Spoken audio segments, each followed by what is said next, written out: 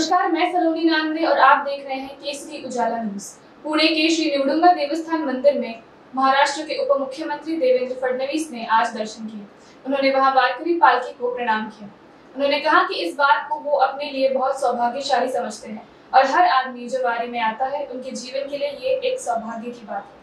उन्होंने कहा कि वारी के रूप में महाराष्ट्र ने पूरे देश को आध्यात्मिक और सांस्कृतिक भेट दी है। पालखीचा सोहळा आणि वारी ही खऱ्या अर्थानं महाराष्ट्राने संपूर्ण भारताला दिलेली एक आध्यात्मिक आणि सांस्कृतिक ठेव आहे आणि गेल्या अनेक शतकं वारी अशाच प्रकारे चाललेली आहे।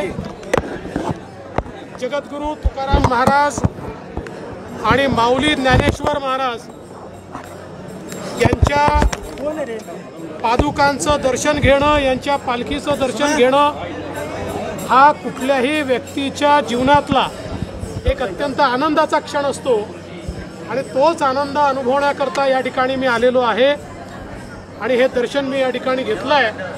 मला अतिशय आनंद आहे आणि मला विश्वास आहे की जोपर्यंत आमची वारीची परंपरा आहे तोपर्यंत भागवत धर्माची पताका अशीच लहरत राहील आणि जोपर्यंत चंद्र आणि सूर्य आहे तोपर्यंत वारीची परंपरा ही अखंडित राहील।